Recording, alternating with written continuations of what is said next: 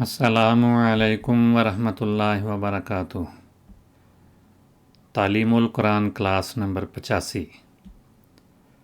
آج کی کلاس میں بھی سورۃ البقرہ کی آیت نمبر 62 کی تدریس جاری رہے گی۔ اعوذ باللہ من الشیطان الرجیم، بسم اللہ الرحمن الرحیم۔ وَإِذْ قُلْتُمْ يَا مُوسَىٰ لَن نَّصْبِرَ عَلَىٰ طَعَامٍ وَاحِدٍ فَادْعُ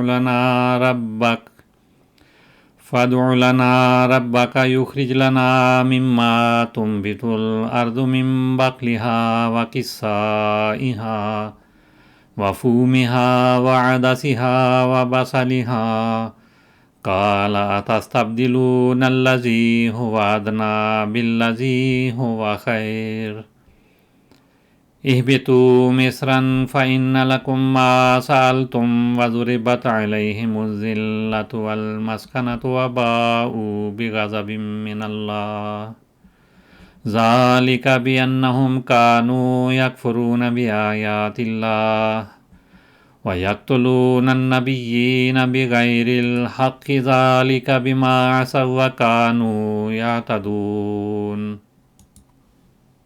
لفظی ترجمہ۔ وَإِذْ اور جب، قُلْتُم تم نے کہا، یا موسیٰ اے موسیٰ، لن نصبر ہم ہرگز صبر نہیں کر سکیں گے، علی طعام واحد ایک ہی کھانے پر، فَادْعُ پس تو دعا کر، لنا ہمارے لیے، ربک اپنے رب سے، یخرج کہ وہ نکالے، لنا ہمارے لیے، یخرج لنا کہ وہ ہمارے لیے نکالے یا کہ وہ ہمارے لیے وہ چیزیں نکالے، مما تنبت الارض جو زمین اگاتی ہے، ما جو تنبتو اگاتی ہے، الارض و زمین، من بقلہا از قسم اپنی سبزیوں کے، و اور قصائہا اپنی ککڑیوں کے، و فومہا اور اپنی گندم کے، و عدسہا اور اپنی دالوں کے، و بصلہا اور اپنے پیاز کے۔ قالا اس نے کہا، کیا تستبدلون تم تبدیل کرنا چاہتے ہو، الذی اس سے، ہوا ادنا جو ادنا ہے، بالذی اس چیز کو، ہوا خیر جو بہتر ہے۔ اہبتو تم داخل ہو جاؤ، مصرن کسی شہر میں، اہبتو مصرن تم کسی شہر میں داخل ہو جاؤ، فَإِنَّ تو یقیناً لکم تمہیں وہ مل جائے گا، تمہارے لیے وہ ہوگا یا تمہیں وہ مل جائے گا، ما سألتم جو تم نے طلب کیا ہے، و اور ضربت علیہم الذلۃ والمسکنہ ان پر ذلت اور مسکینی کی مار ڈالی گئی، و اور باؤ وہ لوٹے، بغضب من اللہ اللہ کے غضب کے ساتھ، اللہ کا غضب لے کر، ذالک یہ ہے، بِأَنَّهُمْ اس لیے کہ وہ، کانوا یکفرون بآیات اللہ وہ انکار کیا کرتے تھے اللہ کے نشانات کا، و اور یقتلون النبیین وہ نبیوں کو قتل کرتے تھے، انبیاء کو قتل کرتے تھے، بغیر الحق ناحق، ذالک یہ ہوا، بما اس لیے کہ، عصوا انہوں نے نافرمانی کی، و اور کانوا وہ تھے، یعتدون حد سے تجاوز کرتے، ذالک بما عصوا وکانوا یعتدون یہ اس لیے ہوا کہ انہوں نے نافرمانی کی اور وہ حد سے تجاوز کیا کرتے تھے۔ اس آیت کا ابتدائی حصہ گزشتہ کلاسز میں ہم سیکھ چکے ہیں۔ آج ہم وَيَقْتُلُونَ النَّبِيِّينَ یہاں سے آغاز کریں گے۔ واو حرف عاطف ہے، یہ ایک جملے کو پہلے جملے پر عطف کرنے کے لیے، جوڑنے کے لیے آیا ہے، اور حروف عاطفہ کا یہی کام ہوتا ہے کہ دو کلمات یا دو جملوں کو جوڑتا ہے، تو یہاں دو جملوں کو جوڑنے کے لیے یہ آیا ہے۔ یقتلون، وہ قتل کرتے تھے، یہ فعل مضارع ہے، لیکن اس سے پہلے چونکہ کانو کا عمل چل رہا ہے، کانو یکفرون بآیات اللہ، یہ کانو، تو اس کی وجہ سے یکفرون کا ترجمہ بھی ماضی میں ہوا، دونوں کو ملا کر ماضی استمراری بنتا ہے۔ کانو یکفرون، وہ انکار کیا کرتے تھے، بآیات اللہ، اللہ کی آیات کا۔ وَيَقْتُلُونَ النَّبِيِّينَ، دوسرا کام وہ کیا کرتے تھے، کانو یقتلون، اسی کانو کی وجہ سے یہاں ماضی میں اس کا ترجمہ ہو رہا ہے، ورنہ فعل مضارع حال اور مستقبل کے لیے آتا ہے۔ ماضی کا مفہوم کانا کی وجہ سے اس میں پیدا ہو رہا ہے، اس لیے ماضی میں ہی ترجمہ ہوگا، لیکن ماضی بھی مطلق یا سادہ نہیں ہے، بلکہ ماضی استمراری، وہ ماضی جس میں کام جاری رہا ہو۔ تو قتل کیا کرتے تھے یا قتل کرتے تھے، اپنی ذات میں یقتلون فعل مضارع معروف ہے، اور اس کے اندر واو جو ہے وہ ضمیر جمع مذکر غائب ہے۔ اس کا مادہ اگر دیکھیں تو قاف تا لام ہے، قاتل، فعل مضارع یقتلو بنتا ہے، ناصر ینصرو اس کا باب بنے گا، مصدر قتلن آتا ہے، اسم فاعل اس کا قاتل فاعل کا وزن بنتا ہے، اسم مفعول اس سے مقتول مفعول کا وزن بنتا ہے، اور قتیل بھی انہی معنوں میں آتا ہے، مقتول کے معنوں میں فعیل کا وزن ہے یہ۔ اور قتل یقتلو، قتلن کے معنی ہوتے ہیں کسی کا دم نکال دینا، گلا کاٹ دینا، مار ڈالنا، قتل کرنا، ختم کر دینا، تو یہ مختلف معانی اس کے آتے ہیں۔ اسی سے ایک اسم ظرف بنتا ہے مقتل، مفعل کا وزن ہے، میم اس میں زائد ہے، قاف تا لام فاعل لام کی جگہ پہ آتا ہے، تو مقتل جس کی جمع مقاتل آتی ہے، تو اس کے معنی میدان جنگ، جہاں کسی کو قتل کیا جائے، ایک دوسرے کو قتل کرنے کی کوشش کی جائے، تو وہ جگہ مقتل کہلاتی ہے۔ تو میدان جنگ میں یہی کام ہوتا ہے، اس لیے اس کا نام بھی مقتل رکھا گیا ہے۔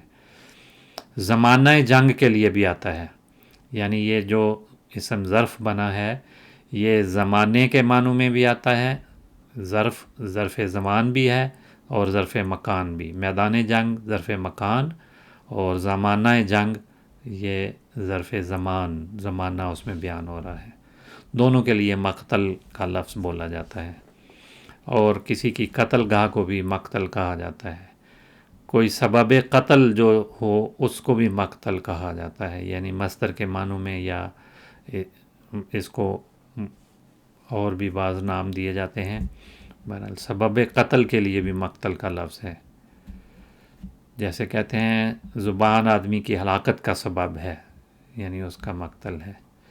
چوتھے معنی قتل یا ہلاکت کے بھی لیے جاتے ہیں، یعنی مقتل کا لفظ قتلاً مصدر کے معنوں میں استعمال ہوتا ہے، تو قتل یا ہلاکت کے معنوں میں بھی مقتل آتا ہے۔ قتیل پہلے بیان ہو گیا کہ مقتول کے معنوں میں آتا ہے، تو اس کی جمع قتلا بھی آتی ہے، اس کی جمع بالعموم قتلا فعلا کے وزن پہ آتی ہے، اور اس کے معنی مقتول کے ہیں۔ یقتلون النبیین، وہ قتل کرتے تھے، اس کا فاعل تو اس کے اندر ضمیر ہے، اور مفعول النبیین آیا ہے، نبیین مفعول ہے، اور یہ اسم جمع مذکر سالم ہے، مفعول ہے، اور یہ منصوب ہے، مفعول ہونے کی وجہ سے منصوب ہے۔ نصب کی علامت اس میں یا ہے، یہ نون جمع کہلاتا ہے، اس پہ حرکت جو ہے وہ اعراب کی علامت نہیں ہوتی۔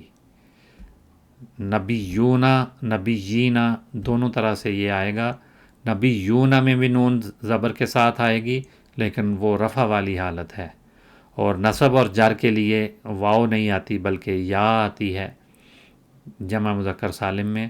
تو یہاں پر چونکہ یہ منصوب ہے، نصب کی وجہ ہمیں معلوم ہو گئی کہ یہ مفعول بن رہا ہے، تو نصب کی علامت یہاں پر یا ہے. تو دو یا اس میں اکٹھی ہو گئیں، ادغام ہو گیا. ایک یا جو ہے وہ نبی مادے کی ہے، دوسری یا اس میں جمع کی ہے. جمع مذکر سالم جو ہے وہ واو نون یا نون سے بنتی ہے، تو یہاں پر یا نون اس میں شامل ہے، تو یا جو ہے وہ نصب کی علامت ہے. یقتلون النبیین، وہ انبیاء کو قتل کرتے تھے. تو یہ اسم جمع مذکر سالم ہے اور مفعول ہے، اس وجہ سے یہ منصوب ہے. اس کا مادہ نون با حمزہ، نبا ان خبر کو کہتے ہیں، اور فعل ماضی نابا بنتا ہے اور فعل مضارع یم او بنتا ہے، اور مصدر نب ان آئے گا، نب ان یا نب ان، اور اس سے اسم فاعل ناب ان بنتا ہے فاعل کے وزن پہ. لیکن ناب ان جو ہے اسی سے خبر دینے والا، یہ معنی بھی ہیں، ظاہر ہونے کے معنی بھی ہیں اور خبر دینے کے معنی بھی ہیں. نبا الرجل نبأ مصدر ہے، تو اس کے معنی خبر دینے کے ہیں. اس سے جب اسم فاعل بنتا ہے نابع اور نبی بھی یہی معنی دینے کے لیے کہتے ہیں کہ اسی سے وہ لفظ بنا ہے. نبأ کی جمع انباء آتی ہے جس کے معنی خبر کے ہیں، اور جب نبأ کسی خبر کے لیے بولا جائے تو کوئی عام خبر عام طور پہ نہیں ہوتی، کسی خاص خبر کے لیے یہ لفظ آتا ہے. تو نبأ کا اطلاق اس خبر پر ہوتا ہے جو اہمیت اور عظمت رکھنے کے ساتھ ساتھ ایسے ذرائع سے حاصل ہوئی ہو جس سے یقین ہو جائے یا کم از کم گمان غالب ہو جائے کہ یہ خبر درست ہے. اور اسی سے پھر نبوت کا لفظ بھی ہے جس کے معنی پیغمبری کے ہیں، اور اس کا نبوت اصل میں کہتے ہیں کہ نبوءتن ہے جو نبوتن بن گیا. اس میں واو اور حمزہ دونوں واو بن کر ادغام ہو گیا، تو نبوءتن بھی استعمال ہوتا ہے اور اس کی جمع نبوءات آتی ہے، پیشن گوئی یا پیش گوئی. تو یقتلون النبیین، وہ نبیوں کو قتل کرتے تھے، بغیر الحق کے، بغیر حق کے، نا حق. بغیر یہ دو کلمات ہیں، ایک با حرف جار ہے، دوسرا غیر ہے. بے جو ہے یہ حرف جار ہے اور غیر اسم ہے، اور یہاں بے کی وجہ سے مجرور ہے، اور یہاں پر یہ مضاف بھی بن رہا ہے. اور غیر کا لفظ عام طور پہ اسم کے طور پہ بھی ہوتا ہے اور صفت کے طور پہ بھی آتا ہے. تو یہاں پر یہ اسم کے طور پہ استعمال ہوا، اور عام طور پر یہ صفت تو بنتا ہے لیکن معنی لا والے دیتا ہے، نفی کے، نا حق، بغیر حق کے. بغیر الحق کے، یہ مضاف، غیر الحق یہ مضاف اور مضاف الیہ ہیں، غیر مضاف ہے، اور الحق مضاف الیہ ہے، اور الحق مضاف الیہ بننے کی وجہ سے مجرور ہے. اپنی ذات میں یہ اسم واحد مذکر ہے، اور الحق کے کئی معنی استعمال ہوتے ہیں.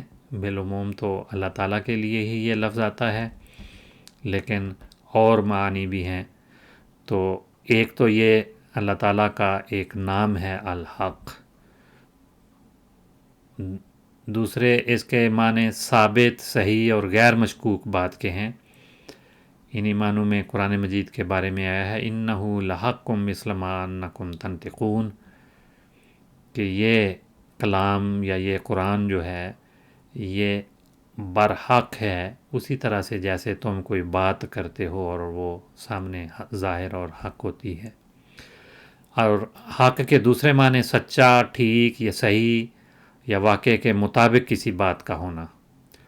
اور یہ حق کا لفظ بطور صفت استعمال ہوتا ہے، جیسے قول حق کہتے ہیں هو العالم حق العالم، کہ وہ زبردست عالم ہے. وَهُوَ حَقٌ بِقَضَاء، وہ اس کا حقدار یا اس کے لائق ہے. دوسرے معنی فرد یا جماعت کا واجب حصہ بھی حق کے معنوں میں ہے، اور کسی کا جو حق ہے اس کے لیے بھی حق بولا جاتا ہے، کلیم وغیرہ. حق کی جمع حقوق بھی آتی ہے اور حقاق بھی آتی ہے. اور جب کہتے ہیں الحق و معک تو اس کا مطلب ہوتا ہے کہ تم حق پر ہو. اور الحق و علیک جب علا کا صلہ اس کے ساتھ بولا جائے تو پھر اس کا مطلب ہوتا ہے تم حق پر نہیں ہو. حق کا لفظ مضاف بن کر بھی اکثر جگہوں پہ آتا ہے. عام طور پہ کہا جاتا ہے کہ اللہ تعالیٰ نے جو ذمہ داریاں ڈالی ہیں، حقوق جو رکھے ہیں، وہ دو قسم کے ہیں، حقوق اللہ اور حقوق العباد. تو حقوق اللہ سے مراد اللہ تعالیٰ کے لیے جو کام ہم پہ کرنے لازم ہیں وہ حقوق اللہ کہلاتے ہیں، اور جو بندوں کے کام ایک دوسرے کے لیے ان کے ذمہ کرنے ضروری ہیں وہ حقوق العباد کہلاتے ہیں. تو یہاں بہرحال یہ بغیر حق کے، بغیر کسی وجہ کے یا بغیر اس کے کہ انہیں کوئی حق ملا ہو اس کا، وہ نبیوں کو قتل کرتے رہے یا قتل کرنے کی کوشش کرتے رہے. عربی زبان میں یہ بھی ہے کہ بعض اوقات کسی کام کی کوشش کے لیے جو فعل بولا جاتا ہے وہ ظاہری فعل بول دیا جاتا ہے، اگرچہ وہ اس میں کامیاب نہ بھی ہوں تو پھر بھی کہا جاتا ہے. یہی یہاں قتل کا معاملہ ہے. انبیاء کو قتل کرنا یہ کہیں بھی ثابت نہیں ہے، اس لیے یقتلون النبیین بغیر الحق، اللہ تعالیٰ ان کی حفاظت کرتا رہا ہے. تو جو مخالفین قتل کے درپے رہے، قتل کی کوششیں کرتے رہے، اس کے لیے یہ لفظ بولا گیا ہے اور کہا گیا ہے کہ کانوا یقتلون النبیین بغیر الحق، بغیر حق کے وہ نبیوں کو قتل کیا کرتے تھے. ذالکا یہ ہے یا یہ ہوا، بما عصوا اس وجہ سے کہ انہوں نے نافرمانی کی. یہ کام وہ کیوں کرتے تھے؟ اس لیے کہ وہ نافرمانی کیا کرتے تھے. تو ذالکا اسم اشارہ ہے جس کے معنی وہ کے ہیں، لیکن یہاں جملے میں یہ کا ترجمہ کیا گیا ہے کیونکہ ابھی جو بیان ہو چکا، عربی میں قاعدہ یہ ہے کہ جو بات گزر گئی اس کے لیے اشارہ بعید کا آتا ہے، لیکن اردو میں عام طور پہ اس کا ترجمہ بعض جگہوں پہ یہ کا کر لیا جاتا ہے. تو ذالکا اپنی لغت کے لحاظ سے اسم اشارہ بعید ہے، بعید کی چیز کی طرف اشارہ کرنے کے لیے ہے، اور واحد اور مذکر کا صیغہ ہے. بما یہ بھی دو کلمات ہیں، ایک بے حرف جار ہے اور ما موصولہ ہے، تو دونوں کو اکٹھا لکھا گیا ہے. بما بے سبب کو بتاتا ہے، اس لیے اس ذالکا بما یہ اس لیے ہوا، ما جو، تو اکٹھے کا ترجمہ ہو گیا ہاں یہ اس لیے ہوا کہ آگے جو بات ہے وہ ما کا اسم موصول کا صلہ بیان ہو رہا ہے. تو اس میں با حرف جار ہے اور ما موصولہ ہے، دونوں اکٹھے ہیں، اور ما موصولہ اسم کے طور پہ آیا ہے. بعض جگہوں پہ ما جو ہے وہ حرف کے معنوں میں بھی آتا ہے اور نفی کے معنی دیتا ہے، تو اس کے بھی اپنے استعمالات ہیں، مختلف معنی میں وہ آتا ہے.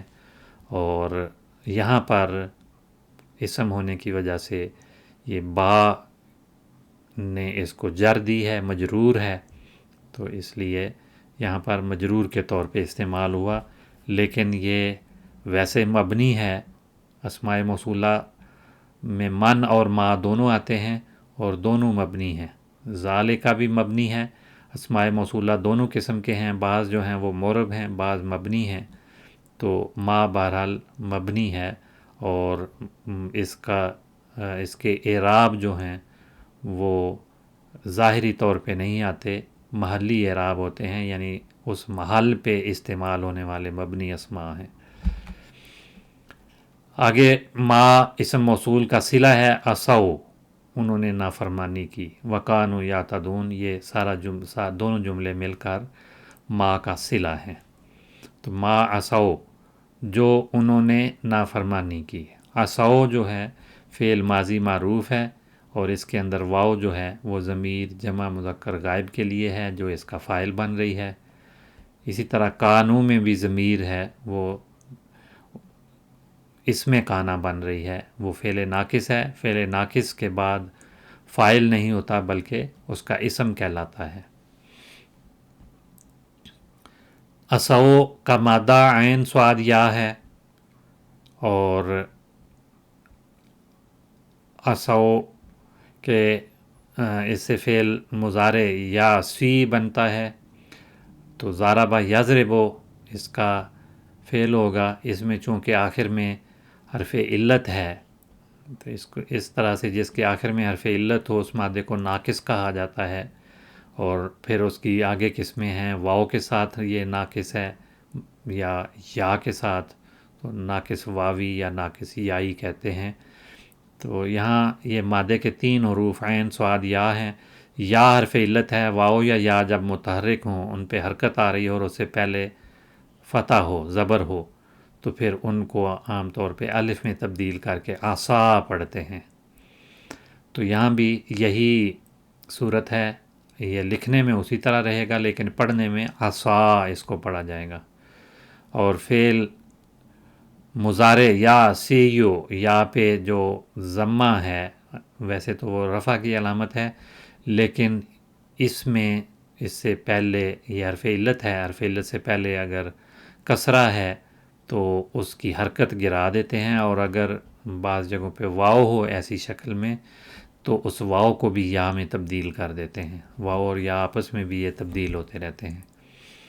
تو فعل ماضی عصا ہے، فعل مضارع یا سی ہے، اور اس کا مصدر عصین اور عصیانن اور معصیتن یہ تینوں مصادر آتے ہیں، جس کے معنی ہے نافرمانی کرنا یا حکم کی خلاف ورزی کرنا۔ عصیان جو مصدر ہے وہ اسم کے معنوں میں بھی آتا ہے، نافرمانی یا بغاوت یا حکم عدولی اس کے معنی ہوتے ہیں۔ بما عصوا اس وجہ سے کہ انہوں نے نافرمانی کی، وَكَانُوا يَعْتَدُونَ اور وہ حد سے تجاوز کیا کرتے تھے۔ یہ پورے جملے کا ترجمہ ہو گیا۔ یہ جملہ واو کے ذریعے پہلے جملے پہ عطف ہو رہا ہے، یہ واو عاطفہ ہے، اور یہ جملہ پورا جو ہے کانوا یعتدون یہ معطوف ہے، یا اس کو عطف بھی کہتے ہیں، اور معطوف علیہ پچھلے جملے کو کہیں گے کہ جس پہ ان کو عطف کیا گیا، جوڑا گیا۔ کانو فعل ناقص ہے، اور اس کا پہلا جو صیغہ ہے وہ کانا ہے، اور تیسرا صیغہ جمع مذکر غائب کا وہ کانو ہے۔ تو اس کے اندر جو واو ہے فعل تام میں تو واو فاعل بنتا ہے، لیکن فعل ناقص میں وہ اس میں کانا بنے گا۔ تو کانو اس کے اندر جو ضمیر ہے وہ کانا کا اسم بنے گا، کیونکہ کانا کا فاعل نہیں ہوتا، فاعل نہیں کہلاتا، اس کے بعد اسم کو اس کا اسم اور اس کے بعد جو خبر آتی ہے وہ خواہ اکیلا لفظ ہو یا جملے کی صورت میں ہو، وہ کانا کی خبر کہلاتی ہے۔ تو یہاں پر فعل ناقص اور اس کا اسم اور خبر مل کر ایک پورا جملہ بنتے ہیں، کانوا یعتدون۔ اس میں 3 الفاظ ہیں۔ یعتدون اپنی ذات میں پھر ایک جملہ ہے، فعل اور فاعل سے مل کر بنا ہے، اس کے اندر واو جو ہے وہ ضمیر یعتدون کا فاعل بن رہا ہے، تو وہ فاعل اور اپنے فعل کے ساتھ مل کر ایک جملہ بنا رہا ہے، یا فعل اور فاعل مل کر جملہ بناتے ہیں جو کانا کی خبر بن رہا ہے جملہ۔ بہرحال یہ تو اس کی نحوی ترکیب ہے۔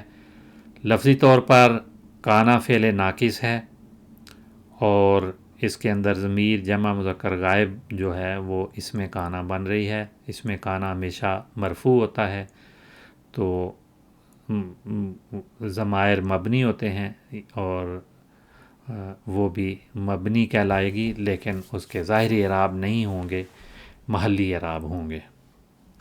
یعتدون فعل مضارع ہے، لیکن کانا کی وجہ سے معنی جو ہیں وہ ماضی والے ہوں گے، حد سے تجاوز کیا کرتے تھے۔ تو فعل مضارع اور اس کا فاعل یہ دونوں اس میں موجود ہیں۔ فعل مضارع معروف ہے، اور اس کے اندر فاعل جو ہے وہ ضمیر جمع مذکر غائب کی ہے۔ اس کا مادہ عین دال واو، اس کا مادہ کہلاتا ہے، اور بعض جگہوں پہ عین دال یا بھی مادہ کہا جاتا ہے، لیکن بہرحال دونوں اس کے شکلیں آتی ہیں۔ ادا علیہ کے معنی ہوتے ہیں کسی پر زیادتی کرنا۔ علا صلہ اس کے ساتھ آتا ہے، اور ہا ضمیر یہاں ویسے جملے میں استعمال کی ہے وضاحت کے لیے۔ ادا علیہ عدون، عدون مصدر ہے، عدوون بھی مصدر ہے، ادان بھی مصدر ہے، عدوانن بھی مصدر ہے، مختلف مصادر آتے ہیں۔ تو اس کے معنی ہیں زیادتی کرنا، یا کسی کے خلاف جارحیت کرنا، کسی کے خلاف چڑھائی کرنا۔ اور اسی سے جب ثلاثی مزید کا فعل بناتے ہیں تو اس میں ایک حمزہ شروع میں اور درمیان میں ایک تا شامل کر کے، یہ زائد حروف ہیں حمزہ اور تا، اور عین دال واو اصلی ہیں، واو جو ہے وہ یا کی صورت میں لکھا گیا ہے۔ تو اعتدا فعل ماضی بنتا ہے باب افتعال میں، اعتدا یعتدی اعتداءً۔ اور جب کہا جاتا ہے جملے کی صورت میں اعتدا علیہ ظلمًا، تو اس کے معنی ہیں اسے تکلیف دی۔ اس کا مصدر عدواناً آتا ہے، جو تاکید کے لیے ساتھ استعمال ہوتا ہے۔ کسی بھی فعل کے ساتھ جب اس کا مصدر استعمال کیا جائے تو اس کی حیثیت جملے میں مفعول والی ہوتی ہے، اس کو مفعول مطلق کہا جاتا ہے، جو مختلف معنی دیتا ہے۔ تو بعض اوقات مفعول بہی کے طور پہ بھی آ جاتا ہے، لیکن عام طور پہ مفعول مطلق ہوتا ہے۔ تو یہ مفاعل کی قسمیں کسی وقت الگ سے انشاءاللہ ہم سیکھیں گے۔ اعتدا علیہ ظلمًا، اس پر اس نے ظلم کرتے ہوئے زیادتی کی، یا عدواناً زیادتی کرتے ہوئے اس پہ اس کے خلاف جارحیت کی، اسے تکلیف دی یا اس پر ظلم کیا۔ اسی سے ایک فعل عادا بھی بنتا ہے۔ عادا، اس میں الف ایک زائد کیا، فاعل کا وزن ہے، آخر میں جو یا ہے یہ اصلی حروف میں سے ہے، یا واو دونوں اس کو مادے کے لیے کہا جاتا ہے، لیکن عام طور پہ واو۔ تو عادا جارہ، اپنے پڑوسی سے جھگڑا کرنا یا اس پر اس کا دشمن ہو جانا، عداوت رکھنا۔ عدو کا لفظ بھی اسی مادے سے ہے، واو اس میں تشدید کے ساتھ ہے، یعنی دو واو استعمال ہوئی ہیں، فعول کا وزن بنتا ہے عدو، جس کی جمع آداؤن آتی ہے، عدوٌ آداؤن۔ اور عدن بھی جمع آتی ہے، اعادن بھی جمع آتی ہے، اور اس کی مؤنث بھی عدو کے معنوں میں عدو کے لفظ کے ساتھ بیان ہوتی ہے، لیکن عدوۃن بھی اس کی مؤنث آتی ہے۔ تو عدوٌ کے معنی دشمن کے ہیں، یہ مذکر مؤنث اور واحد جمع سب کے لیے بھی استعمال ہو جاتا ہے، اور کبھی کبھی اس کا تثنیہ اور مؤنث بھی استعمال ہوتا ہے، جیسے عدن جمع آ گئی، آدا بھی جمع آ گئی۔ اور اس کی جمع الجمع اعاد بھی آتی ہے، بعض جمع کے الفاظ بھی ہیں جن کی مزید جمع پھر بنائی جاتی ہے جسے جمع الجمع کہا جاتا ہے۔ تو یہ آیت مکمل ہوتی ہے، آج کی کلاس بھی اسی پہ ختم ہوتی ہے۔ السلام علیکم ورحمۃ اللہ وبرکاتہ۔